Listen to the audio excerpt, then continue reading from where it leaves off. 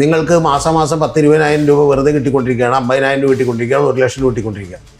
നാളെ ഇപ്പോൾ അവർക്ക് ഒരു കേക്ക് കൊടുക്കുന്നു അല്ലെങ്കിൽ വേറെ എന്തെങ്കിലും കൊടുക്കുന്നു, ഇത് സഹപ്രവർത്തകർക്ക് കൊടുത്തേക്കും, കുട്ടികൾക്ക് കൊടുത്തേക്കുന്നു, ഇവർ കൊടുക്കാതിരിക്കും. ഈ പറയുന്ന ആളുകളൊക്കെ തന്നെ ഇവിടത്തെയുള്ള പ്രമുഖമായിട്ടുള്ള പല ആളുകൾക്കും രാഷ്ട്രീയ പാർട്ടികൾക്കൊക്കെ വലിയ തോതിൽ സംഭാവന ചെയ്യുന്ന, സമൂഹത്തിൽ വലിയ ബിസിനസ്സുകൾ നടത്തുന്നു എന്നുള്ള തരത്തിൽ പല കണക്കുകൾ ഒപ്പിക്കാൻ വേണ്ടി പല ബിസിനസ്സുകളും നടത്തുന്ന ആളുകളായിരിക്കും എന്നുള്ള കാര്യത്തിൽ ഒരു സംശയമില്ല. സമൂഹത്തിന്റെ വിവിധ തലങ്ങളിലേക്ക് ഈ നെറ്റ്വർക്ക് വളർന്നിരിക്കുന്നു എന്നുള്ളതാണ്. അല്ല, ഇവരെ ആ നടൻ എവിടെ? ആ നടൻ ഇന്റർവ്യൂവിൽ എന്താണ് കാണിക്കുന്നത് നമുക്കറിയാം. അല്ല, ജനങ്ങൾ അത് ആസ്വദിക്കുന്നുണ്ട്, കൈയടിക്കുന്നുണ്ട്. ആ നടനേക്കാളൊക്കെ വലിയ നടന്മാർ വേറെ ഉണ്ട് ഇതിന്റെ പുറകിൽ. അതവിടെ നിൽക്കട്ടെ. ഇൻസ്റ്റാഗ്രാം റീലായി ഓടിക്കൊണ്ടിരുന്നത് എന്താണെന്നറിയോ? അടിച്ച എന്തോ കുഴപ്പം, എല്ലാവരും അടിക്കൂല എന്നാണ്. മനസ്സിലായി? ഈ അധ്യാപകർക്ക് ശമ്പളം കൂട്ടിക്കൊടുത്തു. അധ്യാപകർക്ക് ശമ്പളം ഇത് പോരെന്ന് വിചാരിക്കുന്ന ഒരാളാണ്. അധ്യാപകർക്ക് വലിയ ശമ്പളം ഇനിയും കൊടുക്കണമെന്ന് വിചാരിക്കുന്നത്. ഒന്നാമത്തെ കാര്യം ഗൗതം, ഇത് ഇപ്പം ഈ വിഷയത്തിൻ്റെ അടിസ്ഥാനത്തിൽ മാത്രമല്ല, ഒരു മര്യാദ കാണിക്കണ്ടേ? പെർ ഡേ 600 രൂപ, 500 രൂപ, 700 രൂപക്കൊക്കെ കരാറടിസ്ഥാനത്തിൽ, അതും ബ്ലോക്ക് റിസോഴ്സ് സെൻ്ററുകളിലൊക്കെ തന്നെ അധ്യാപകർ നിർത്തുന്നു എന്ന് പറഞ്ഞാൽ എന്ത് ഉത്തരവാദിത്വം അവർക്കുണ്ടാവും? സഫ്വാൻ എന്ന് പറയുന്ന ഒരു യുവാവിൻ്റെ കയ്യിൽ നിന്ന് 2 ഗ്രാം MDMA പിടിക്കപ്പെടുന്നു. അതിൽ നിന്നാണ് ഈ അധ്യാപകരിലേക്ക് ഇപ്പോഴത്തെ ഈ ഞെട്ടിപ്പിക്കുന്ന സംഭവം എത്തിയിരിക്കുന്നത്. ലഹരി മാഫിയയുടെ കണ്ണി എന്ന് പറയുന്നത്, നെറ്റ്വർക്ക് എന്ന് പറയുന്നത് നമ്മൾ വിചാരിക്കുന്നത് പോലല്ല.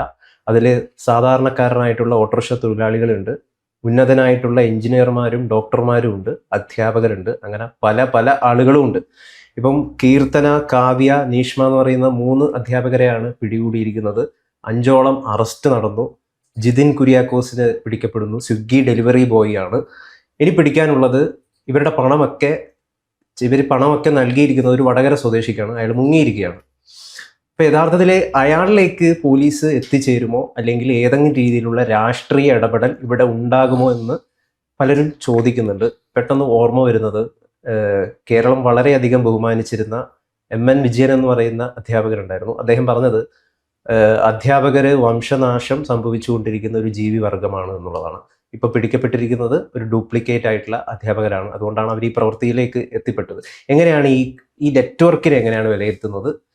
ഈ വയനാട് സ്വദേശീൻ്റെ കീഴിൽ ദുരൂഹമായിട്ട് പ്രവർത്തിക്കുന്ന നിരവധി ഇടനിലക്കാരുണ്ട്. ഇവരിലേക്കൊക്കെ എത്തുക എന്ന് പറഞ്ഞു കഴിഞ്ഞാൽ ഭയങ്കര ബുദ്ധിമുട്ടാണ്. അല്ല, എത്തണമെന്ന് കേരള പോലീസും അതുപോലെ സൈബർ സേനയും എക്സൈസും ഒക്കെ വിചാരിച്ചാൽ എത്താൻ കഴിയാത്തതൊന്നുമല്ല. പക്ഷേ ഗൗതം ചോദിച്ച ഏറ്റവും പ്രസക്തമായിട്ടുള്ള കാര്യം, ഇപ്പം അടുത്ത ആളിലേക്ക്, ഈ വടകരയിലുള്ള ആളിലേക്കൊക്കെ എത്തും എന്നുള്ള കാര്യത്തിൽ എനിക്കൊരു സംശയമില്ല. കാരണം എന്ന് വെച്ചാൽ അത് തൊട്ടടുത്ത ഇമ്മീഡിയറ്റ് ആയിട്ടുള്ള ഒരു കണ്ണിയാണ്. പക്ഷേ ഇതിൽ ഏറ്റവും പ്രധാനപ്പെട്ട ഒരു കാര്യം എന്താ? ഇതിൽ ഒരു അക്കൗണ്ട് വഴി മാത്രം വന്നേക്കുന്നത് ഏതാണ്ട് 1 കോടി രൂപയിലധികമാണ്. എന്ന് പറഞ്ഞാൽ ഒരു കൊല്ലത്തേക്ക് 1 കോടി രൂപക്ക് അടുത്താണ് വന്നേക്കണത്. അപ്പോൾ അങ്ങനെ 1 കോടി രൂപ എന്ന് പറയുന്നത് ചെറിയൊരു എമൗണ്ട് അല്ലല്ലോ ഗൗതം. കാരണം എന്ന് വെച്ചാൽ ഒരു മാസം ഒരു 10 ലക്ഷം വെച്ച് വന്നാൽ, അല്ലെങ്കിൽ ഒരു 8 ലക്ഷമെങ്കിലും വന്നാലേ 1 കോടി രൂപയ്ക്ക് അടുത്തുള്ള എമൗണ്ട് ആവുള്ളൂ. അപ്പോൾ അത്രയും വലിയൊരു സാമ്പത്തിക ഇടപാടുകൾ നടത്തണമെങ്കിൽ, ഇപ്പോൾ ഒരാളുടെ 2000 രൂപയാണ് ഇടുന്നത് എന്ന് പറഞ്ഞാൽ ഇതിൻ്റെ വ്യാപ്തി എത്രത്തോളം വലുതായിരിക്കും എന്നുള്ളത് നമ്മൾ ആദ്യം തിരിച്ചറിയണം. ഒന്ന്.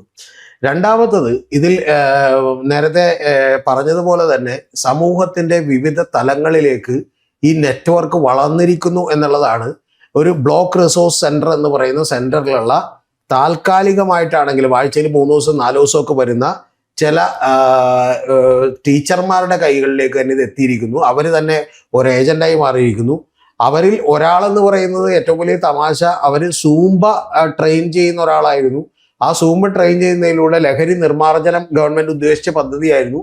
ആ പദ്ധതിക്ക് വേണ്ടി നിയോഗിക്കപ്പെട്ടിട്ടുള്ള ഒരാൾ കൂടിയാണ്. അപ്പോൾ ഇത്തരത്തിലുള്ള ആളുകളിലേക്ക് കൂടി ഇത് പിടിക്കുകയും, അവർക്ക് യഥാർത്ഥത്തിൽ ഈ ടീച്ചർമാർക്ക് ഒരു പ്രത്യേകതയുണ്ട്. അവരൊരു സ്കൂളിലെ ടീച്ചർമാരല്ല. കാരണം ഒരു ബ്ലോക്കിലുള്ള ടീച്ചർമാരാണ്. എന്ന് പറഞ്ഞാൽ ഒരു 10-13 സ്കൂളുകളിലെങ്കിലും അവർക്ക് നിരന്തരമായി പോകാൻ കഴിയുന്ന, അധ്യാപകരെ ട്രെയിൻ ചെയ്യാൻ കഴിയുന്ന ആളുകളൊക്കെയാണ്.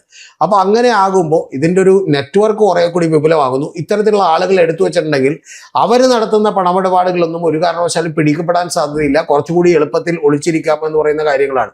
ഇനി ഞാൻ വിചാരിക്കുന്നത് ആദ്യഘട്ടമാണ് ഈ ടീച്ചർമാരെന്ന് പറയുന്നത്. അടുത്തതിന് ഡോക്ടേഴ്സ് വന്നേക്കാം, സമൂഹത്തിലെ വിവിധ എഞ്ചിനീയർമാർ വന്നേക്കാം. അത്തരത്തിൽ വലിയ പണം കൊടുത്തുകൊണ്ട് ഇവർക്ക് കരസ്ഥമാക്കാൻ കഴിയുന്ന ആളുകളൊക്കെ തന്നെ വന്നേക്കാം. പിന്നെ ഈ ടീച്ചർമാരെ കുറിച്ചൊക്കെ തന്നെ ഇതിനു മുമ്പ് തന്നെ അവിടെയുള്ള ആളുകൾക്ക് വലിയ പ്രശ്നമുണ്ടായിരുന്നു. ഇതിൽ ഒരാൾ ഒരു ജിം നടത്തിക്കൊണ്ടിരുന്ന ഒരാളാണ്. ആ ജിം നടത്തിയിട്ട് അവിടെ ചില പ്രശ്നങ്ങളായി പറഞ്ഞു വിട്ട ഒരാളാണ്. മറ്റൊരാൾ സൂംബ ട്രെയിനിങ് ക്ലാസ് നടത്തിയിരുന്ന ഒരാളാണ്. ആ ക്ലാസ് നടത്തിയതിന് ശേഷം അവർ ബൺമസ്ക വിൽക്കുന്ന ഷോപ്പ് തുടങ്ങിയതാണ്. ഈ ബൺമസ്ക വിൽക്കുന്ന ഷോപ്പിൽ ബൺമസ്ക തന്നെ ആയിരുന്നോ എന്നുള്ള സംശയങ്ങളൊക്കെ ഉയർന്നിട്ടുണ്ട്. അപ്പൊ ഇതെല്ലാം തന്നെ കാണിക്കുന്ന ഒരു കാര്യം എന്ന് പറഞ്ഞാൽ ഒറ്റ കാര്യമേ ഉള്ളൂ, സമൂഹത്തിന്റെ അടുത്ത തട്ടിലേക്ക് ഈ ലഹരി വ്യാപനം, MDMA കച്ചവടം പൊടിപൊടിക്കുന്നു. കാരണം ഇതിൽ നിന്ന് ചിന്തിക്കാൻ കഴിയാത്ത പണമാണ് കിട്ടിക്കൊണ്ടിരുന്നത്. കാരണം 13,000 രൂപ 17,000 രൂപ താഴെ വരുമാനമുള്ള ടീച്ചർമാർ വളരെ ലക്ഷറി ആയിട്ടുള്ള ഒരു ജീവിതം നയിച്ചിരുന്നു. അവരിടക്കിടക്ക് ബാംഗ്ലൂർ പോയിരുന്നു, പിന്നെ വിദേശത്ത് പോയിരുന്നു. പിന്നെ ഏറ്റവും പ്രധാനപ്പെട്ട കാര്യം എന്ന് പറഞ്ഞാൽ ഇവരെല്ലാവരും തന്നെ ഡിവോഴ്സാണ്. അപ്പൊ മക്കളുമായിട്ടോ കുടുംബമായിട്ടൊക്കെ തന്നെ ബന്ധമില്ല. അപ്പൊ അങ്ങനെ നിരവധി പ്രശ്നങ്ങൾ ഇതുമായി ബന്ധപ്പെട്ടിട്ടുണ്ട്. യഥാർത്ഥത്തിൽ ആ ടീച്ചേഴ്സ് പോലും ഇരകളാണെന്ന് ഞാൻ പറയും. കാരണം ഈ നമ്മുടെ നാട്ടിലുള്ള ഒരു ലക്ഷറി ലൈഫ് സ്റ്റൈലും ഇതുമൊക്കെ കാണിച്ച് ഇവരെ പെടുത്തി. ഇനി അടുത്തത് പെടുത്തിയതിന് അടുത്ത ഡേഞ്ചർ എന്താണെന്നറിയോ? ഒരു തവണ ഇതുപോലെ പെട്ടു, നിങ്ങൾക്ക് മാസം 10,000-20,000 രൂപ വെറുതെ കിട്ടിക്കൊണ്ടിരിക്കുകയാണ്, 50,000 രൂപ കിട്ടിക്കൊണ്ടിരിക്കുകയാണ്, 1,00,000 രൂപ കിട്ടിക്കൊണ്ടിരിക്കുകയാണ്. നാളെ ഇപ്പോൾ അവർക്ക് ഒരു കേക്ക് കൊടുക്കുന്നു അല്ലെങ്കിൽ വേറെ എന്തെങ്കിലും കൊടുക്കുന്നു, ഇത് സഹപ്രവർത്തകർക്ക് കൊടുത്തേക്കും, കുട്ടികൾക്ക് കൊടുത്തേക്കും എന്ന് പറഞ്ഞാൽ ഇവർ കൊടുക്കാതിരിക്കുമോ? ഇല്ല. അപ്പൊ അത്തരം ലെവലുകളിലേക്ക് കൂടി ഇത് മാറുന്നു. അതുകൊണ്ട് ഈ തൂഫാൻ മറ്റേ പല യോദ്ധാവ് പല പേരിട്ടൊന്നും വിളിച്ചിട്ട് കാര്യമില്ല. യഥാർത്ഥത്തിൽ ഇതിന്റെ റൂട്ട് കോസ് എന്ന് പറയുന്നത് ഒന്നില്ലെങ്കിൽ ഇവിടുത്തെ ഡിമാൻഡ് കുറക്കുക, അത് നടക്കുന്നൊരു കാര്യമല്ല.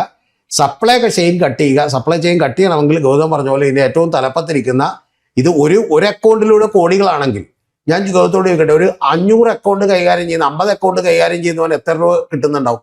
ആ അത്തരത്തിലുള്ള ആളുകളിലേക്ക് ഇത് എത്തുകയില്ല എന്നുള്ളതാണ്. അത് എത്താനുള്ള ഒരു സാധ്യത ഞാൻ ഇപ്പോഴും കാണുന്നില്ല. കുര്യാക്കോസിന്റെ ഡെലിവറി ബോയുടെ പണം നൽകിയിരിക്കുന്നത് നിരവധി ആളുകൾ, എണ്ണീട്ട് തീരുന്നില്ല എന്നാണ് ഇപ്പം പോലീസ് ഉദ്യോഗസ്ഥർ പറയുന്നത്. പലരും നൽകിയിരിക്കുന്നത് 2,000 രൂപയാണ്. അപ്പോൾ ഈ കുര്യാക്കോസ് ഈ പണം നൽകുന്നത് വയനാട് സ്വദേശിക്കാണ്. ഇപ്പം ഈ കീർത്തനയുടെ അക്കൗണ്ടിൽ ഒരു വർഷത്തിനിടെ വന്നത് 14 ലക്ഷം രൂപ, കാവ്യയുടെ അക്കൗണ്ടിലേക്ക് 5 മാസത്തിനിടെ വന്നത് 9 ലക്ഷം രൂപ. ഈ പണം കുര്യാക്കോസിന് കൊടുക്കുന്നു. കുര്യാക്കോസ് ഇതിലൊരു വിഹിതം അയാളുടെ പങ്ക് പറ്റിയിട്ട് അത് ഈ വയനാട് സ്വദേശിക്ക് കൊടുക്കുന്നു. അപ്പൊ ഈ വയനാട് സ്വദേശിക്ക് കീഴിൽ ചങ്ങല പോലെ ദുരൂഹമായിട്ട് നിരവധി ആളുകൾ പ്രവർത്തിക്കുന്നുണ്ട് എന്നുള്ളതാണ്. പലപ്പോഴും ഇതില് ഈ മാഫിയ തലയൂരുന്നത് എങ്ങനെയാണെന്ന് വെച്ച് കഴിഞ്ഞാല് ഈ ഇടനിലക്കാരെ കൊണ്ട് തന്നെ ലഹരി ഉപയോഗിപ്പിക്കും. അങ്ങനെ ഇവർക്ക് സിമ്പിളായിട്ട് ഇടനിലക്കാരെ വെച്ചുകൊണ്ട് തലയൂരാൻ പറ്റും. ഇടനിലക്കാർ മാത്രമേ പിടിക്കപ്പെടുന്നുള്ളൂ. ഈ അധ്യാപകരും ഓട്ടോറിക്ഷ തൊഴിലാളിയും ഡോക്ടറും എഞ്ചിനീയറും അല്ലെങ്കിൽ മറ്റുള്ള ആളുകൾ മാത്രമേ പിടിക്കപ്പെടുന്നുള്ളൂ. അല്ല, ഇതിന്റെ ഏറ്റവും പ്രധാനപ്പെട്ട കാര്യം ഗൗതം നോക്കിക്കോ, ഈ അന്വേഷണം തുടർന്ന് വരുമ്പോഴത്തേക്ക് ഒരു വലിയ തമാശ കൂടി കാണാൻ പറ്റും. കാരണം ഈ അക്കൗണ്ടുകളിലേക്കൊക്കെ ട്രാൻസ്ഫർ ചെയ്ത് തന്നത് ഒരു പരിധി കഴിയുമ്പോഴത്തേക്ക് അവിടെ വെച്ച് നിൽക്കുകയും അതിൻ്റെ മുകളിലുള്ള ആളുകൾക്ക് ഇവർ അക്കൗണ്ടിൽ നിന്ന് വിഡ്രോ ചെയ്ത് ക്യാഷായി കൊടുക്കുകയും ചെയ്യുന്ന ശീലമുണ്ടാവും. അങ്ങനെ വരുമ്പോൾ എന്ത് സംഭവിക്കുകയെന്ന് വെച്ചാൽ അവിടെ വെച്ച് ആ ചെയിൻ മുറിഞ്ഞു. പിന്നെ റെക്കോർഡിക്കലി ഉള്ളൊരു തെളിവ് കണ്ടെത്തൽ പോലീസിനെ സംബന്ധിച്ച് നടക്കുന്നൊരു കാര്യമല്ല. ഒന്ന്. രണ്ടാമത്തത്, ഈ പറയുന്ന ആളുകളൊക്കെ തന്നെ ഇവിടത്തെയുള്ള പ്രമുഖമായിട്ടുള്ള പല ആളുകൾക്കും രാഷ്ട്രീയ പാർട്ടികൾക്കൊക്കെ വലിയ തോതിൽ സംഭാവന ചെയ്യുന്ന, സമൂഹത്തിൽ വലിയ ബിസിനസ്സുകൾ നടത്തുന്നു എന്നുള്ള തരത്തിൽ പല കണക്കുകൾ ഒപ്പിക്കാൻ വേണ്ടി പല ബിസിനസ്സുകളും നടത്തുന്ന ആളുകളായിരിക്കും എന്നുള്ള കാര്യത്തിൽ ഒരു സംശയമില്ല. കാരണം അങ്ങനെയുള്ള ഒരാൾക്ക്, ഗൗതം ഇപ്പോൾ പറഞ്ഞില്ലേ, ഈ വയനാട് സ്വദേശിയുടെയും ഒരു 2 ലെയർ മുകളിൽ ഒരാളുണ്ടെങ്കിൽ അയാൾ എത്ര രൂപ ഡീൽ ചെയ്യുന്നുണ്ടാവും, എത്ര വലിയ പ്രൊഡക്റ്റ് ഡീൽ ചെയ്യുന്നുണ്ടാവും, എത്ര കോടിക്കണക്കിന് രൂപയുടെ സാധനം ഡീൽ ചെയ്യുന്നുണ്ടാവും. ആ ആളിലേക്ക് ഇത് എത്തുമോ ഇല്ല എന്നുള്ളതാണ് ചോദ്യം. അതെത്താനുള്ള ഒരു സാധ്യതയില്ല. യഥാർത്ഥത്തിൽ ഞാൻ അതുകൊണ്ടാണ് ഗൗതത്തോട് പറഞ്ഞാൽ ഇവരടക്കം ഇരകളാണ്. ഈ പറയുന്ന ടീച്ചേഴ്സ് അടക്കം ഒരു ഫാമിലിയിൽ വലിയ പ്രശ്നമുണ്ടായിട്ടുള്ള ആളുകൾ, അവർക്ക് ചില കൊച്ചു ദൗർബല്യങ്ങൾ, ആ ദൗർബല്യങ്ങളുള്ളവരെ കൊണ്ട് ഒരു തവണ മയക്കുമരുന്ന് ഉപയോഗിപ്പിച്ച് കിട്ടിയാൽ താൽക്കാലികമായി ഉണ്ടാകുന്ന റിലീഫ്, അപ്പൊ പിന്നെ അവരെ കണ്ടിന്യൂസ്ലി, പിന്നെ ഒരു തവണ ഈ തെറ്റിലേക്ക് വീണുപോയുള്ള ഏറ്റവും വലിയ ഡേഞ്ചർ ഉണ്ട്. കാരണം ഈ ചങ്ങലക്കെട്ടിൽ നിന്ന് പിന്നെ അവർക്ക് മോചനം ഇല്ല. ഇനി ഇവർ ഇതിനും അപ്പുറത്തേക്കുള്ള മറ്റു പല കാര്യങ്ങൾക്കൊക്കെ ഉപയോഗപ്പെട്ടിട്ടുണ്ടാവും. അപ്പൊ ഇങ്ങനെയുള്ള നിരവധി കാര്യങ്ങൾ ഇതിനകത്ത് വളരെ പ്രശ്നമായി അടങ്ങിയേക്കാണ്. യഥാർത്ഥത്തിൽ ഇത് സമൂഹത്തിനെ ഗ്രസിച്ചിരിക്കുന്ന ഒരു ക്യാൻസറാണ്. ഇത് വലിയ എഫേർട്ട് വേണം അത് മുറിച്ചു കളയാൻ. അല്ലാതെ ഇപ്പൊ തൽക്കാലത്തേക്ക് എന്ത് സംഭവിക്കാൻ പോണെന്ന് വെച്ചാൽ ഇത് ഏതാണ്ട് ഭയങ്കര നേട്ടമുണ്ടാക്കി, ഒരു പ്രത്യേകിച്ച് 3 സ്ത്രീകൾ കൂടി ആകുമ്പോഴത്തേക്കൊന്നും ആളുകൾക്കൊക്കെ കാണാനൊരു കൗതുകം ഉണ്ടാവും. ആഹാ കൊള്ളാം എന്നൊക്കെ തോന്നിയെന്ന ഒരു കൗതുകം ഉണ്ടാവും. അവരെ കുറെ കുറ്റം പറയും, ഇവർക്കൊക്കെ എന്തൊരു ആക്രാന്തമാണെന്ന് പറഞ്ഞ് ഈ സാധനം അവസാനിപ്പിക്കും. ഞാൻ ചോദിക്കുന്നത്, ഇവര് ഈ പണം കൊടുത്തത് ആർക്കാണ്? ആ പണം കൊടുത്ത ഗൗതം ഇപ്പോൾ പറഞ്ഞ പോലെ 100 കണക്കിന് അല്ലെങ്കിൽ 500 കണക്കിന് ആളുകൾ കീഴിലുള്ള ഒരു നെറ്റ്വർക്ക് ഉണ്ടാക്കിയത് ആരാണ്? ഇവർക്ക് കൃത്യമായി ഈ സാധനം ഒരു മുറിയാതെ, അതായത് ഇവരല്ലോ കൊണ്ട് സപ്ലൈ ചെയ്യുന്നത്. അപ്പൊ ഇവരുടെ അക്കൗണ്ട് കാശിട്ട് കൊടുത്താൽ ഇത് കൃത്യമായി സപ്ലൈ ചെയ്യുന്ന ഒരു ചെയിൻ ഉണ്ടാക്കിയത് ആരാണ്? ആ ചെയിനെ തകർക്കാൻ, അതിന്റെ ഏറ്റവും മൂലക്കണ്ണിയെ തകർക്കാൻ നിങ്ങൾ തയ്യാറുണ്ടോ എന്നുള്ളതാണ് ചോദ്യം. ആ ചോദ്യം ഒന്നും ഇവിടെ ഉണ്ടാവില്ല ഗൗതം. എന്തുകൊണ്ടാണെന്ന് വെച്ചാൽ നമ്മുടെ ഇവിടെയുള്ള ഒരു പ്രശ്നമുണ്ട്. ആ പ്രശ്നത്തെ കൂടി അട്ടിമറിക്കാൻ പറ്റില്ല. വനിതകളാണ് ഒരു കേസിൽ പെടുന്നത്, അവരെ കാണാനൊക്കെ കുഴപ്പമില്ലെന്നുണ്ടെങ്കിൽ കുറച്ച് നാൾ ആ കേസ് ഒന്ന് സെൻസേഷണലായി നിൽക്കും, അത് അവിടെ കൊണ്ട് അവസാനിപ്പിക്കും, അല്ലാതെ അതിന്റെ അപ്പുറത്തേക്കൊന്നും എന്ത് ചെയ്യില്ല. ഇപ്പൊ അതായത് സ്വപ്ന സുരേഷ് കേസിൽ പെട്ടു, എന്താണ് സംഭവിച്ചതെന്ന് നമുക്കറിയാം. പിന്നെ അതിന്റെ മുകളിലേക്കൊന്നും എന്ത് ചെയ്തില്ല, പോയില്ല. അപ്പൊ അതുകൊണ്ട് അതുപോലെയുള്ള കാര്യമേ ഇവിടെയും നടക്കാനുള്ളൂ. ഓപ്പറേഷൻ തൂഫാൻ ഒരു വെറും കണ്ണിൽ പൊടിയിടലായി മാറുമെന്ന് സംശയിക്കുകയാണ്. കാരണം പിടിക്കുന്നതൊക്കെ ഇത്തരത്തിലുള്ള കിങ് പിന്നിനെ പിടിക്കാൻ ഇവർക്ക് ഇതുവരെ പറ്റിയിട്ടില്ല. ബംഗാളികളെയും സാധാരണ ഓട്ടോറിക്ഷ തൊഴിലാളിയെയും അധ്യാപകരെയും സ്വിഗ്ഗി ഡെലിവറി ബോയിനെയൊക്കെയാണ് ഇവർ പിടിക്കുന്നത്. കിങ് പിൻ എവിടെ? 2 ഗ്രാം ഈ തൂഫാൻ എന്താ ഇപ്പൊ ചെയ്തുകൊണ്ടിരിക്കണമെന്ന് അറിയുമോ? തൂഫാൻ ചെയ്തുകൊണ്ടിരിക്കുന്നത് ഒന്ന് ഇത്തരത്തിലുള്ള ഈ ചെറിയ ചെറിയ ആളുകളെ പിടിക്കുന്നു, പിന്നെ കുറെ ജാഥകൾ, പ്രകടനങ്ങൾ, അതുപോലെയുള്ള പരിപാടികൾ നടത്തുന്നു. ഇപ്പൊ പെരുമ്പാവൂർ എന്നത് നടത്തുന്നു. പെരുമ്പാവൂർ എന്നത് നടത്തിയിട്ട് കാര്യമില്ല. കാരണം പെരുമ്പാവൂര് അഴിമതിക്കാരനല്ലാത്ത കൃത്യമായിട്ടുള്ള ഒരു DYSP ഒക്കെയും ഇത് അമർച്ച ചെയ്യാൻ പറയുകയും ചെയ്ത് അവരിത് അമർച്ച ചെയ്യും. പക്ഷെ അപ്പൊ എന്ത് ചെയ്യില്ല, ചിലപ്പോൾ പേരൊന്നും കിട്ടില്ല. പേരൊന്നും കിട്ടാതെ തന്നെ അവരിത് കൃത്യമായിട്ട് അമർച്ച ചെയ്യും. അങ്ങനെയുള്ള ഒരു സിൻസിയർ ആയിട്ടുള്ള ഒരു പണിയാണ് ഇപ്പൊ നടക്കുന്നത് എന്ന് പറയുന്ന ഒരു വിശ്വാസം എനിക്കില്ല. അല്ലെങ്കിൽ രമേശ് ചെന്നിത്തല അത് പ്രൂവ് ചെയ്യണം. കാരണം അങ്ങനെ ചെയ്യണമായിരുന്നെങ്കിലുള്ള ഏറ്റവും ആദ്യത്തെ കാര്യമുണ്ട്. അതെന്താണെന്നറിയോ? ഈ കേരള പോലീസിനകത്തും എക്സൈസിനകത്തും ഇത്തരം ആളുകളായിട്ട് ലിങ്കുള്ള ആരെയൊക്കെയാണെന്ന് നോക്കിയിട്ട് അവരെ മുഴുവൻ, ഞാൻ പറയുന്നത് പറഞ്ഞൊന്നും വിടണ്ട സർവീസ് ചെയ്ത്, പക്ഷെ അവരെ മുഴുവൻ ഈ ലോക്കൽ അഡ്മിനിസ്ട്രേഷനിലും അതുപോലെ തന്നെ ലോ ആൻഡ് ഓർഡറിൽ നിന്ന് വേണമെങ്കിൽ മാറ്റി നിർത്താം. അതെങ്കിലും ചെയ്യാതെ പിന്നെ എന്ത് തൂഫാൻ, എന്ത് യോദ്ധാവ് എന്നൊക്കെയാണ് ഗൗതം പറയുന്നത്. ഇത് നിസ്സാര കാര്യമല്ലേ ഞാൻ ഈ പറഞ്ഞ. ഇപ്പോഴും ഗൗതമത്തിന് അറിയാവുന്ന പോലീസ് ഓഫീസേഴ്സ് ഉണ്ടെങ്കിൽ അവരോടൊന്ന് സംസാരിച്ചു നോക്ക്. കാരണം ഇതിൻ്റെയൊക്കെ എത്രത്തോളം ആത്മാർത്ഥതയുണ്ട്, എത്രത്തോളം DYSPമാരാണ്, എത്രത്തോളം SHOമാരാണ്. അവരിൽ പലർക്കും ഇപ്പൊ മലപ്പുറത്തെ SP തന്നെ വന്നിട്ട് ഒരു തവണ പറഞ്ഞിരുന്നു ഇങ്ങനെ ചില ഉദ്യോഗസ്ഥന്മാർക്ക് ബന്ധമുണ്ടെന്ന് പറഞ്ഞിരുന്നു. എവിടെയാണത്? നമ്മൾ പറഞ്ഞ ആ പ്രമുഖ നടൻ എവിടെ? നമുക്കറിയാവുന്ന കാര്യമാണ്. ആ പ്രമുഖ നടൻ വഴി ഇവിടെ സിനിമ ഇൻഡസ്ട്രിയിൽ മുഴുവൻ ലഹരി ഇത്തരത്തിൽ വിതരണം ചെയ്യപ്പെടുന്നുണ്ട്. ഇതിൽ പല നടന്മാരും ആങ്കർമാരും അല്ലെങ്കിൽ മോഡലുമാരും ഒക്കെ ഒരുപാട് ആളുകളുണ്ട്. അല്ല, ഇവരെ ആ നടൻ എവിടെ? ആ നടൻ ഇന്റർവ്യൂവിൽ എന്താണ് കാണിക്കുന്നത് നമുക്കറിയാം. അല്ല, ജനങ്ങൾ അത് ആസ്വദിക്കുന്നുണ്ട്, കൈയടിക്കുന്നുണ്ട്. ആ നടനേക്കാളൊക്കെ വലിയ നടന്മാർ വേറെ ഉണ്ട് ഇതിന്റെ പുറകിൽ. അതവിടെ നിൽക്കട്ടെ. ഞാൻ പറഞ്ഞത് ഇതിൽ ഏറ്റവും പ്രധാനപ്പെട്ട ഒരു കാര്യം, ഇദ്ദേഹം പറഞ്ഞൊരു വാചകമുണ്ടല്ലോ, ഈ ക്യാരവനുകളിലും അതുപോലെ ഷൂട്ടിംഗ് ലൊക്കേഷനിലും ഒക്കെ റെയ്ഡ് നടത്തുന്നത്. എവിടെ നടത്തിയത്? എവിടെ നിങ്ങൾ ഇൻസ്പെക്ഷൻ നടത്തിയത്? ആഭ്യന്തരമന്ത്രി യഥാർത്ഥത്തിൽ ഇതിനൊക്കെ ഉത്തരം പറയണം. അപ്പൊ ഇതൊന്നും ഈ പറയുന്ന പോലെ ഇല്ലാതെ വെറും ചപ്പടാച്ചി കാണിച്ചുകൊണ്ട് സ്വന്തം ഇമേജ് ബിൽഡിംഗ് ആണ് ഇതുവഴി ഉദ്ദേശമാക്കുന്നതെങ്കിൽ അത് നടത്തിക്കോ, അതിന് കുഴപ്പമില്ല. പക്ഷേ ഈ കാര്യമൊന്നും നടക്കാൻ പോകുന്നില്ല. ഇപ്പം ഈ കേസ് തന്നെ ജനത്തിനെ ഞെട്ടിച്ചൊരു കേസാണ്. കാരണം നമ്മളൊക്കെ അധ്യാപകമാർ എന്ന് പറയുമ്പോൾ, പ്രത്യേകിച്ച് വനിതകൾ കൂടിയാവുമ്പോൾ, ഇപ്പം അവരുടെ ഒപ്പം ഒരു കുട്ടി നിൽക്കുന്നതോ അല്ലെങ്കിൽ അവരുമായിട്ട് സൗഹൃദം ഉണ്ടാകുന്നതോ നമ്മൾ വലിയ പ്രശ്നമായിട്ട് എടുക്കില്ല. അപ്പം അങ്ങനെ ഒന്നും എടുക്കാത്ത സ്ഥലങ്ങളിൽ ഒരു റിസോഴ്സ് പേഴ്സണായി വർക്ക് ചെയ്യുന്ന അധ്യാപകരുടെ ഇടക്ക് ഇന്ന് 3 പേര് ഇതുപോലെ ആയിരിക്കുന്നു.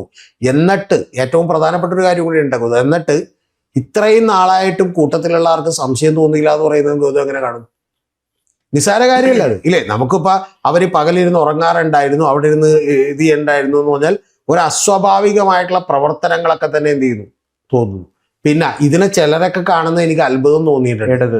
ആക്രാന്തമായിട്ടാണ്, ഇടതാണ്, ഇതൊന്നുമില്ലല്ലോ. നാളെ ചർച്ച ചെയ്യേണ്ടതാണോ? അല്ല, ഞാൻ ചോദിക്കുന്നത്, ഈ അധ്യാപകർക്ക് ശമ്പളം കൂട്ടിക്കൊടുത്തു. അധ്യാപകർക്ക് ശമ്പളം ഇത് പോരെന്ന് വിചാരിക്കുന്ന ഒരാളാണ് ഞാൻ. അധ്യാപകർക്ക് വലിയ ശമ്പളം ഇനിയും കൊടുക്കണമെന്ന് വിചാരിക്കുന്നത്. യഥാർത്ഥത്തിൽ കേരളത്തിലുള്ള ഒരു കേരള അഡ്മിനിസ്ട്രേറ്റീവ് സർവീസിലൊക്കെ വർക്ക് ചെയ്യുന്ന ഗസറ്റ് ഓഫീസർ കൊടുക്കുന്ന ശമ്പളം അധ്യാപകർക്ക് കൊടുക്കണം.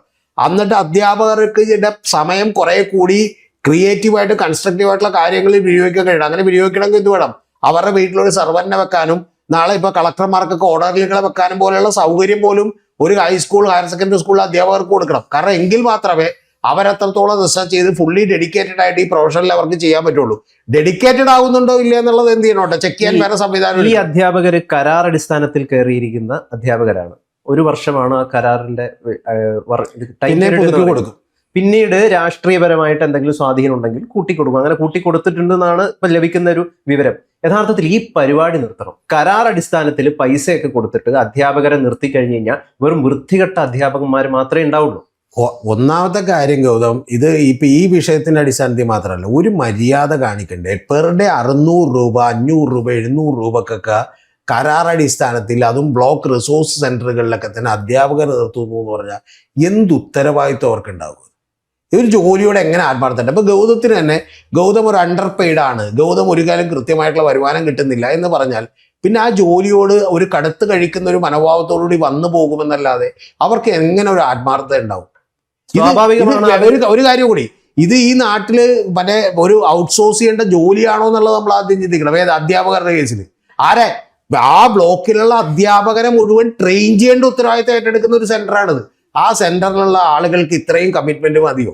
അപ്പൊ അതുകൊണ്ട് ആളുകൾ വെറും വേഷം കെട്ടാണ്. ആളുകള് കുറ്റകൃത്യത്തിലേക്ക് അല്ലെങ്കിൽ അനധികൃതമായിട്ടുള്ള ഇത്തരത്തിലുള്ള ലഹരി ഇടപാടുകളിലേക്കൊക്കെ പോകുന്നതിനകത്ത് മറ്റ് പല സൈക്കോളജികളുണ്ട്. അയാൾ അങ്ങനെ എത്തിത്തീരുന്നു. ഒന്നാമത്തെ കാര്യം ജീവിതച്ചെലവുമായി കൂട്ടി മുട്ടാൻ പറ്റാത്ത ശമ്പളമാണ് ലഭിക്കുന്നുണ്ടാവുക.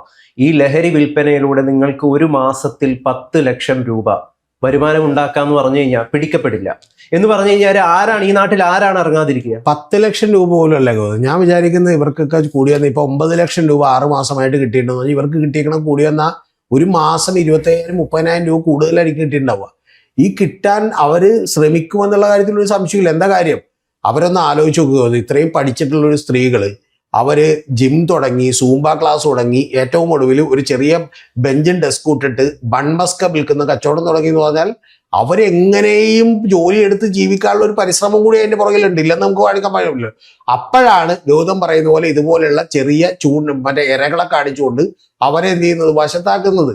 ആ വശത്താക്കാതിരിക്കണമെങ്കിൽ ഞാൻ പറയുന്നത് കേരളത്തിലെ അധ്യാപകരെ സംബന്ധിച്ച് ശമ്പളം കുറെ കൂടി കൂട്ടിക്കൊടുക്കുകയും അവരുടെ വീട്ടിൽ സർവന്റെയും അവരുടെ വീട്ടിൽ മറ്റുള്ള ആളുകളെയൊക്കെ വെക്കാനുള്ള സൗകര്യം അവർക്ക് ഉണ്ടാക്കി കൊടുക്കുകയും അറ്റ് ദ സെയിം ടൈം അവരുടെ ക്വാളിറ്റി എൻഹാൻസ് ചെയ്യാൻ നിങ്ങൾ നിരന്തരമായി പഠിക്കുകയും വിദ്യാഭ്യാസ സമ്പ്രദായങ്ങളെ പരിഷ്കരിക്കുകയൊക്കെ ചെയ്യേണ്ട രീതിയിലുള്ള സജഷൻസ് അടക്കം നിങ്ങളുടെ ഭാഗത്ത് നിന്ന് വരണമെന്ന് പറഞ്ഞ് ഒരു ക്വാളിറ്റി ലെവൽ എഡ്യൂക്കേഷൻ ഇവിടെ നടപ്പിലാക്കാതെ ഈ ലോകത്ത് പലപ്പോഴും പണ്ടിലെ ശ്രീനിവാസനൊക്കെ പലവട്ടം കേരളത്തോട് പറഞ്ഞിട്ടുണ്ട്, ഡേ കെയറിലും 1-ാം ക്ലാസ്സിലും 3-ാം ക്ലാസ്സിലും 4-ാം ക്ലാസ്സിലും ഒക്കെ പഠിക്കുന്നവർക്ക് വിദേശത്ത് പഠിപ്പിക്കുന്ന അധ്യാപകർക്ക് ഏറ്റവും വലിയ ശമ്പളമാണ് അവിടെ കൊടുക്കണേ.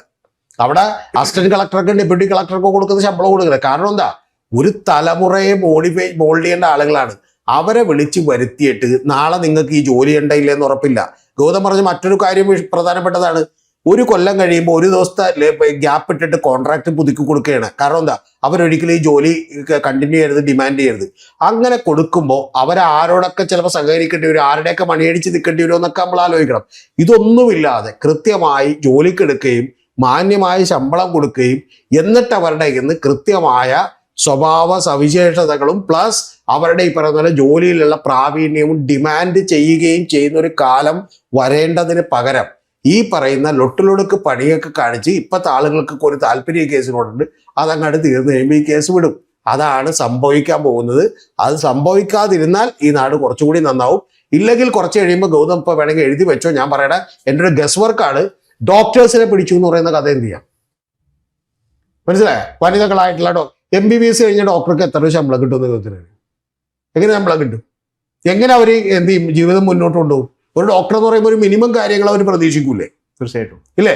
അവര് മറ്റേ 8 കിലോമീറ്റർ നടന്ന് വീട്ടിലേക്ക് പോവുകയും 8 കിലോമീറ്റർ തിരിച്ചു നടക്കുകയും ചെയ്യുന്ന കാര്യം പറയും. ബിടെക് പഠിച്ചിട്ട് പൂർത്തിയായിട്ട് സ്വിഗ്ഗി കൊടുത്ത് എത്ര ആളുകളുണ്ട്?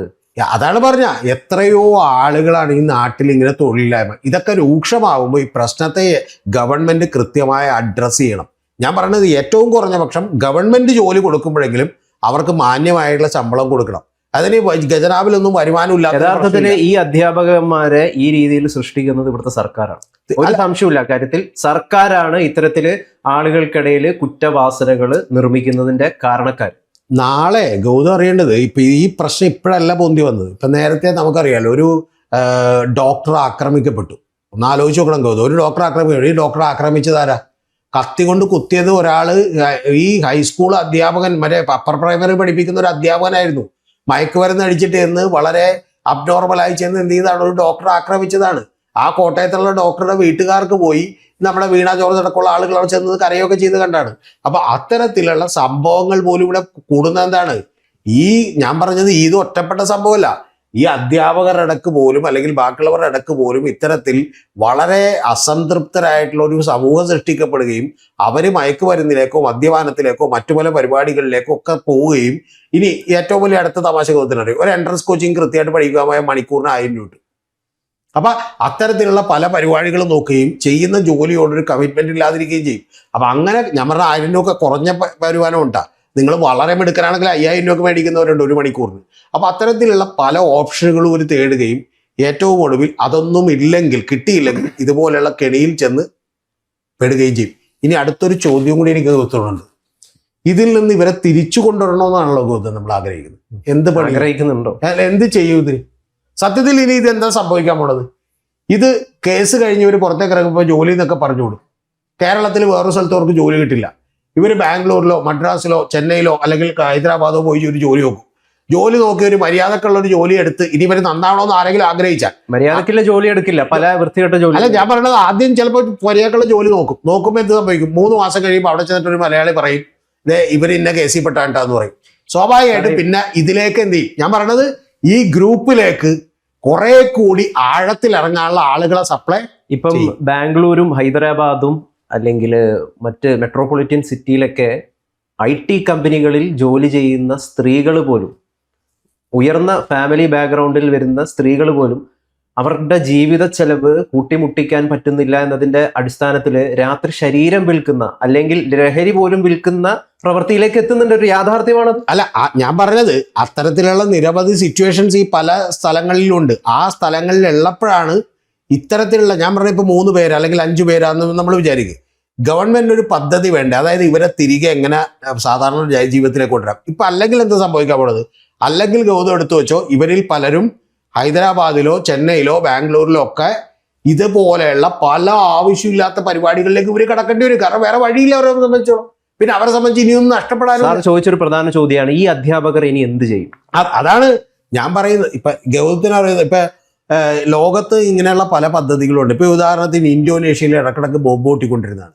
പക്ഷെ അവിടെയുള്ള ആളുകൾ തീവ്രവാദത്തിലേക്ക് ആകൃഷ്ടരാകുന്നു എന്ന് മനസ്സിലാക്കിക്കൊണ്ട് ഗവൺമെന്റ് ഡീറാഡിക്കലൈസേഷൻ ക്യാമ്പുകൾ തുടങ്ങുകയും അവരിൽ ചില ആളുകൾക്കൊക്കെ ജീവിക്കാനുള്ള ഒരു വരുമാന മാർഗമൊക്കെ ഉണ്ടാക്കുകയും ചെയ്തു. ഉദാഹരണത്തിന് ഇപ്പൊ ഇന്ത്യയിൽ പോലും അങ്ങനെ ഉണ്ട്. പണ്ട് നക്സലൈറ്റുകളായിരുന്ന ആളുകളെ പലരെയും വിളിച്ചിട്ട് വരികയും അവർക്ക് സാമ്പത്തിക സഹായം പോലും ഗവൺമെന്റ് കൊടുത്തിട്ടുണ്ട്. കാരണം അവർക്ക് ജീവിതം കരുപിടിപ്പിക്കാൻ. അതേപോലെയുള്ള പദ്ധതികൾ ആവിഷ്കരിച്ച് നടപ്പിലാക്കിയില്ലെങ്കിൽ എന്ത് സംഭവിക്കുമെന്ന് വെച്ചാൽ, ഈ കേസ് പോട്ടെ, ഈ കേസ് പോലെ ഒരു 50 കേസ് പുതിയതായിട്ടുണ്ടാവുകയും അതിൽ ടീച്ചേഴ്സും എഞ്ചിനീയേഴ്സും ഡോക്ടേഴ്സും ഒക്കെ ഉണ്ടാവുകയും നാളെ എന്ത് സംഭവിക്കുമെന്ന് വെച്ചാൽ കേരളത്തിലേക്കുള്ള സപ്ലൈകളുടെ നിരയിലെ വലിയ കണ്ണികളായി ഇവർ ഓരോരുത്തരും മാറുകയും ചെയ്യുന്ന സുന്ദരമായിട്ടുള്ള ഒരു കേരളമാണ് വരാനിരിക്കുന്നത്. സാർ, ഇതിൽ ഇൻസ്റ്റാഗ്രാമിന്റെ ഒരു കാര്യം കൂടി പറയാതെ ഇത് പൂർത്തിയാകില്ല. ഇവര് മംഗലാപുരത്തുള്ള ഒരു സുഹൃത്ത് വഴിയാണ് ആദ്യം MDMA ഉപയോഗിച്ച് തുടങ്ങുന്നത്. ഇവർക്കത് ഇഷ്ടമാകുന്നു.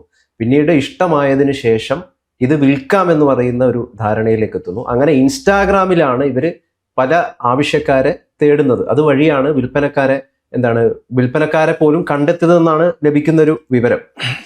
ഈ ഗൗതം അറിയേണ്ടത്, ഈ ഇൻസ്റ്റാഗ്രാം, വാട്സാപ്പ് ഇതുപോലെയുള്ള സോഷ്യൽ മീഡിയകളിലൂടെയൊക്കെ തന്നെ ഗൗതം സൂക്ഷ്മമായി ശ്രദ്ധിച്ചു നോക്കിയാൽ ഒരു കാര്യം കാണാം.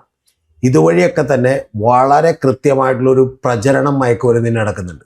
അതായത് ഒരു രൂപ പരസ്യം കൊടുക്കാതെ വലിയ സെലിബ്രിറ്റികൾ, താരങ്ങൾ, ബാക്കിയുള്ള ആളുകളൊക്കെ തന്നെ ഇത്തരത്തിലുള്ള പ്രചരണം നടത്തുന്നത്. കാരണം ഇവർ ഉപയോഗിക്കപ്പെടുക. ഇപ്പൊ ഒരു അധ്യാപകർ അല്ലെങ്കിൽ ഒരു ഡോക്ടർ, എഞ്ചിനീയർ ഇത്തരത്തിലുള്ള ഒരു ലഹരി വിൽപ്പനക്കാരാകും അല്ലെങ്കിൽ MDMA വിൽപ്പനക്കാരാകും എന്ന് നമുക്ക് കരുതാൻ പറ്റില്ല. അപ്പം ഇത്തരത്തിൽ ഉയർന്ന പ്രൊഫഷനിൽ ഇരിക്കുന്ന ആളുകളെ ഈ ലഹരി മാഫിയ ഉപയോഗിക്കുന്നുണ്ട്. ഇത് ഗൗതം അറിയേണ്ടത് ഇത് ഇപ്പോഴല്ല സംഭവിക്കുന്നത്. ഇപ്പൊ ചില താരങ്ങൾ അവർ ഈ പറയുന്നതിൽ ഇന്റർവ്യൂവിൽ കാണിക്കുന്ന വേഷം കെട്ടുകൾ മുതൽ നിങ്ങൾ അറിയേണ്ടത്, ഇപ്പൊ നമ്മുടെ ബിഗ് ബോസിൽ നിന്ന് വന്നിട്ടുള്ള ഒരു പെൺകുട്ടിയുണ്ട്. ആ പെൺകുട്ടി നമ്മുടെ ഉമർ ലുലുവിൻ്റെ ഒരു സിനിമയിൽ അഭിനയിച്ച പെൺകുട്ടിയാണ്. ആ പെൺകുട്ടി ചോദിക്കുന്ന ഒരു ചോദ്യം വളരെ റീലായി, ഇൻസ്റ്റാഗ്രാം റീലായി ഓടിക്കൊണ്ടിരുന്നത്. എന്താണെന്നറിയോ? അടിച്ച എന്തോ കുഴപ്പം, എല്ലാവരും അടിക്കൂല എന്നാണ്. മനസ്സിലായി? അപ്പൊ ഇതൊക്കെ നേരത്തെ തന്നെ ഇവിടെ ഇങ്ങനെ പതുക്കെ ബിൽഡ് ചെയ്ത് വരികയാണ്. ആ ബിൽഡ് ചെയ്ത് വരുന്നതിനോടൊപ്പം ചില ഇൻഫ്ലുവൻസേഴ്സിനെയൊക്കെ ഉപയോഗപ്പെടുത്തിക്കൊണ്ടും ഇത്തരത്തിലുള്ളൊരു ബിൽഡിങ്, അതായത് കൃത്യമായിട്ടുള്ള ഒരു മാർക്കറ്റിംഗ് ഇവിടെ നടന്നുണ്ട്. ഇനി ഇതേ മാർക്കറ്റിംഗ് ഗുണ്ടകൾ ഇടുന്നുണ്ട്. കാരണം റീലുകൾ ഇടുകയും 5-8 വണ്ടികൾ യാത്ര ചെയ്യുകയും ചെയ്തുകൊണ്ട് അവർ യഥാർത്ഥത്തിൽ അവരുടെ ഒപ്പം കൂട്ടാനുള്ള ആളുകൾ എന്ത് ചെയ്യാണ്? ഇത് കണ്ടിട്ട് ആരാധന മൂത്ത് അവരുടെ ഒപ്പം കൂടാനുള്ള ആളുകളെ സംഘടിപ്പിക്കുകയാണ്. ഇങ്ങനെ സംഘടിപ്പിക്കുന്നതിനെയൊക്കെ കൃത്യമായി മോണിറ്റർ ചെയ്യാൻ ഗവൺമെന്റിന് ഒരു സിസ്റ്റം ഇല്ലെങ്കിൽ ഇതിലപ്പുറവും ഇവിടെ സംഭവിക്കുമെന്നുള്ള കാര്യത്തിൽ ഒരു സംശയവും ഇല്ല. ഇനി അടുത്തൊരു കാര്യം കൂടി ഞാൻ പറയാൻ ഗൗതത്തിനുള്ളൂ. അത് കേൾക്കുമ്പോൾ ഗൗതത്തിന് ഒരു ഞെട്ടലുണ്ടാവണ്ട. ഈ കേസ് പോലും ഞാൻ വിചാരിക്കുന്നത് വളരെ ബുദ്ധിപരമായി ഇവരൊക്കെ പെട്ടോട്ടെ എന്ന് വിചാരിച്ച് സംഘടിപ്പിച്ചാണോ എന്ന് പോലും എനിക്ക് സംശയമുണ്ട്. അതിന്റെ കാര്യം എന്താണെന്ന് അറിയുമോ? ഈ രാഷ്ട്രീയ പാർട്ടികളുടെയൊക്കെ ഒരു പരിപാടിയുണ്ട്. നിങ്ങളൊരു സമരത്തിനങ്ങ് പോയി തോന്നി നിങ്ങൾക്ക് 2 കേസ് വന്നു കഴിഞ്ഞാൽ പിന്നെ നിങ്ങൾക്ക് ആ പാർട്ടി വിട്ടിട്ട് വേറൊരു പാർട്ടിയിലേക്ക് പോകാൻ, കാരണം കേസ് നടത്തേണ്ട പാർട്ടിയാണ്, നിങ്ങളുടെ കയ്യിൽ 5 പൈസ ഉണ്ടാവില്ല. അപ്പൊ അതുപോലെ ഇതിൽ സംഭവിക്കാൻ പോകുന്ന അടുത്തൊരു പ്രധാനപ്പെട്ട കാര്യമുണ്ട്. ഇപ്പൊ ഈ 3 ടീച്ചേഴ്സ് ഇതിനകത്ത് പെട്ടു ഇതാണെന്ന് പറഞ്ഞു, കുറച്ചും കൂടി വാർത്തകൾ വന്നു. വാർത്തകൾ വരുമ്പോഴത്തേക്കൊന്ന് കുറച്ചും കൂടി ഇതിന്റെ പ്രൊമോഷൻ കൂടുതൽ കിട്ടുകയാണ് ഒന്ന്. രണ്ടാമത്തത് ഇവരെ ഫുൾ ടൈം ആയിട്ട് നമ്മളൊപ്പം കിട്ടുകയാണ്. ഇവർക്ക് മറ്റേ ഉണ്ടായിരുന്ന ഒരു മുഖം മൂടി കൂടി മാറി, പകരം ഫുൾ ടൈം ആയിട്ട് നമ്മളൊപ്പം കിട്ടുകയാണ്. അങ്ങനെ കിട്ടുന്ന, അതാണ് ഞാൻ പറഞ്ഞത്, അങ്ങനെ ആളുകളെ നമ്മൾ തന്നെ അങ്ങോട്ട് കൊടുക്കാൻ തുടങ്ങി. ഇവരിപ്പോ സമൂഹത്തിൽ നിന്ന് ഭ്രഷ്ട് കൽപ്പിക്കുമ്പോൾ ഒരു സംശയമില്ല, ഇവരുടെ ബന്ധുക്കൾ ഉണ്ടാവില്ല, സുഹൃത്തുക്കൾ ഉണ്ടാവില്ല, ആരും ഉണ്ടാവില്ല, ഒരു മനുഷ്യ ഇവരുടെ കൂടെ ഉണ്ടാവില്ല. അപ്പൊ ഇവര് കൽപ്പിക്കപ്പെടും. അങ്ങനെ കൽപ്പിക്കപ്പെടുമ്പോൾ പിന്നെ പരിപൂർണമായിട്ടും ഇവർക്ക് ഇനിയുള്ള നിലനിൽപ്പ് എന്ന് പറയുന്നത് ആരാണ്? ഇവരെ അപഹസിക്കുകയും ഇവരെ അപമാനിക്കുകയും ഇവരെ മോശക്കാരായി കാണുകയും ചെയ്യാത്ത ഒരൊറ്റ ഗ്രൂപ്പ് ഇപ്പൊ ഉണ്ടാവുള്ളൂ. ആരാണത്? അത് ഈ മയക്കുമരുന്ന് വിൽപ്പനക്കാരുടെ സംഘമാണ്. ആ സംഘത്തിലേക്ക് ഇവർ ക്ലീൻ ആയിട്ട് അങ്ങോട്ട് എത്തിച്ചേരും. അതാണ് ഇതിന്റെ ഏറ്റവും വലിയ അപകടം. ഈ അപകടങ്ങളെ കാണാനും കരുതിയിരിക്കാനും സൊസൈറ്റിക്കും അതുപോലെ ഗവൺമെന്റിനും ഒക്കെ കഴിഞ്ഞില്ലെങ്കിൽ കാത്തിരിക്കുന്നത് വലിയ അപകടമാണ്. എന്തായാലും narcotics is A dirty business എന്നൊക്കെ പറഞ്ഞിട്ട് ഓപ്പറേഷൻ തൂഫാന്റെ അംബാസിഡറായിട്ട് മോഹൻലാലാണ് രംഗത്ത് വന്നിരിക്കുന്നത്. ഇപ്പം ഈ വിഷയത്തിൽ യഥാർത്ഥ കിൻപിന്നിലേക്ക്, വയനാട് സ്വദേശിയിലേക്ക് എന്നാണ് നമുക്ക് ലഭിക്കുന്ന വിവരം. അയാളിലേക്ക് എത്തുമെന്നുള്ളതാണ്. അതോ ഈ ഇടനിലക്കാരെയൊക്കെ വഞ്ചിച്ചുകൊണ്ട് പോലീസിനും സർക്കാരിനൊക്കെ ഇട്ടെടുത്തുകൊണ്ട് ഈ കിങ് പിന്ന് സുരക്ഷിതമായിട്ട് മറ്റ് ഇടനിലക്കാരെ തേടിയിട്ട് ഇങ്ങനെ യാത്ര ചെയ്യുകയാണ്? അല്ല, അതൊക്കെ തന്നെ സംഭവിക്കുള്ളൂ. അല്ലാതെ അതിനപ്പുറമുള്ള പ്രതീക്ഷയൊന്നും ഈ കാര്യത്തിൽ എനിക്കില്ല. കാരണം കേരളീയ സമൂഹത്തിലേക്ക് നമ്മൾ ചിന്തിക്കുന്നതിനേക്കാളൊക്കെ ആഴത്തിൽ ഈ പ്രസ്ഥാനവും ഇതിൻ്റെ കണ്ണികളുമൊക്കെ വേരൂന്നിരിക്കുന്നു. അതിനുവേണ്ടി ഫണ്ട് ചെയ്യാൻ ആളുണ്ടായിരിക്കുന്നു, ഒരു സംശയമില്ല. കാരണം ഇതിൻ്റെ ഏറ്റവും വലിയ പ്രശ്നം എന്ന് വെച്ചാൽ ഗൗതം അറിയേണ്ടത്, ലോകത്ത് നമ്മൾ ഏത് ബിസിനസ് ചെയ്താലും ചിലപ്പോൾ ഒരു 10%, 15%, ഇത് നമ്മൾ അത്ര വലിയ മിടുക്കനാണെങ്കിൽ നമ്മുടെ ഒരു എക്സ്പെർട്ടൈസ് പ്രകാരം ചിലപ്പോൾ 25-30% ഒക്കെ പ്രോഫിറ്റ് കിട്ടും. ഇത് അതിനേക്കാളൊക്കെ മില്യൺ കണക്കിന് പ്രോഫിറ്റ് കിട്ടാവുന്ന, പലിശക്ക് കൊടുക്കുന്നത് പോലെ, ഡെയിലി പണ്ട് കളക്ഷൻ കൊടുത്തിരുമ്പോൾ പലിശക്ക് കൊടുത്തിരുന്നപ്പോൾ ഇരട്ടിക്കുന്നത് പോലെ അതിനേക്കാൾ വേഗത്തിൽ ഇരട്ടിക്കുന്ന ഒരു നെറ്റ്വർക്കാണ്. അതുകൊണ്ട് നിസ്സാരമായ പണികൾ കൊണ്ടൊന്നും ഇതിനെ തുരത്താൻ പറ്റില്ല. എന്തായാലും ആഭ്യന്തരമന്ത്രിക്കും UDF സർക്കാരിനും തീർച്ചയായിട്ടും ഒരു വലിയ അഭിനന്ദനം കൊടുക്കണം. കാരണം എന്തുകൊണ്ടെന്ന് വെച്ച് കഴിഞ്ഞാൽ ഓപ്പറേഷൻ തൂഫാൻ പോലുള്ള ഒരു സംവിധാനം സൃഷ്ടിക്കാൻ അവർക്ക് പറ്റി. അവർ അതിലൂടെ ഇപ്പോൾ പലവരെയും പിടിക്കുന്നു. പക്ഷേ യഥാർത്ഥ പ്രതിയിലേക്ക് അവരെത്തുമോ എന്നുള്ളതൊരു വലിയ ചോദ്യമാണ്. അല്ല, പല രാഷ്ട്രീയ സ്വാധീനം കൊണ്ട് ഒരു 2 അക്ഷരം ചർച്ച ചെയ്യപ്പെട്ടിട്ടുണ്ടായിരുന്നു കേരളത്തിൽ. ഒരു 2 അക്ഷരമാണ് കേരളത്തിൽ മുഴുവൻ ഈ സാധനം സപ്ലൈ ചെയ്യുമെന്ന് പറഞ്ഞിട്ട് ആരോപണമൊക്കെ ഉയർന്നിട്ടുണ്ട്. 2 അക്ഷരം വളരെ സിമ്പിളായിട്ട് അതിൽ നിന്ന് തടിയൂരി, വേണമെങ്കിൽ എൻ്റെ സ്ഥലത്ത് വരൂ, അന്വേഷിക്കൂ എന്നൊക്കെ പറഞ്ഞിട്ടുള്ള കുറച്ച് സാധനങ്ങളൊക്കെ ഇട്ടിട്ട് അദ്ദേഹം വളരെ സുരക്ഷിതനായി. അല്ല, അതൊക്കെ ചിലപ്പോൾ എനിക്കറിയില്ല, അത് അന്വേഷിച്ചിട്ടുണ്ടാവും. ഇനി അന്വേഷിച്ചിട്ടില്ലെങ്കിൽ പോലും ഞാൻ വിചാരിക്കുന്നത് ഇത് മാത്രമല്ലല്ലോ. ഇപ്പം നമ്മൾ ഇപ്പോൾ ഒരു വളരെ വ്യക്തമായിട്ടൊരു ആരോപണം ഉന്നയിക്കുകയാണ് ചെയ്തിട്ടുള്ള ആരോപണം തീർച്ചയായിട്ടും അന്വേഷിക്കപ്പെടേണ്ടതായിരുന്നു. അത് അതിൻ്റെതായ ഗൗരവത്തിൽ അന്വേഷിക്കപ്പെട്ടിട്ടുണ്ടോ എന്നുള്ള കാര്യത്തിൽ എനിക്ക് സംശയമുണ്ട്. എപ്പോഴും ആ കാര്യത്തിലൊരു സംശയമില്ല. രണ്ടാമത്തെ കാര്യം, ഗൗതം പറഞ്ഞ പോലെ ഇതിനേക്കാളൊക്കെ ഇപ്പോൾ ഒരു കൊക്കൈൻ എന്ന് പറയുന്ന മയക്കുമരുന്ന് അത് സാധാരണക്കാരന് മേടിച്ച് ഉപയോഗിക്കാൻ പറ്റുന്ന ഒരു കാര്യമല്ല. ഗ്രാമിനൊക്കെ തന്നെ ലക്ഷങ്ങൾ വരുന്ന ഒരു കാര്യമാണ്.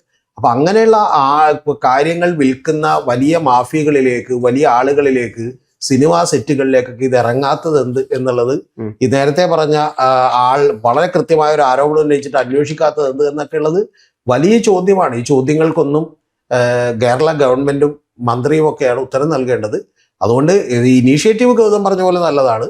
പക്ഷെ അതിന്റെ നെറ്റ് റിസൾട്ട് എന്താകുന്നു എന്നറിയാനാണ് നമ്മൾ കാത്തിരിക്കുന്നത്. എന്തായാലും നമ്മൾ നേരത്തെ പറഞ്ഞിട്ടുള്ള ആ നടനെ പോലും തൂക്കാൻ പറ്റുന്നില്ല. പിന്നെയാണോ? അല്ല, അതൊക്കെ അതൊക്കെ നമുക്ക് തീർച്ചയായിട്ടും കാത്തിരുന്ന് കാണാം. ഇനിയിപ്പം എന്റെ വിശ്വാസം എന്ന് പറഞ്ഞ ഒരു പ്രമുഖനെ പിടിക്കുന്നതാണോ? അല്ല, ഞാനിത് കൃത്യമായിട്ട് പറയാം. ഈ ഓപ്പറേഷൻ തൂഫാൻ പ്രമുഖനെ പിടിക്കാത്തിടത്തോളം കാലം ഇത് സക്സസ് ആവില്ല, ഒരിക്കലും ആവില്ല. പ്രമുഖരെയും ഇതിന്റെ വലിയ രീതിയിൽ ഇതിന്റെ വലിയ കോടികൾ ഫണ്ട് ചെയ്യുന്ന ആളുകളെയും പിടിക്കാത്തിടത്തോളം ഇത് ഒരിക്കലും സക്സസ് ആവില്ല.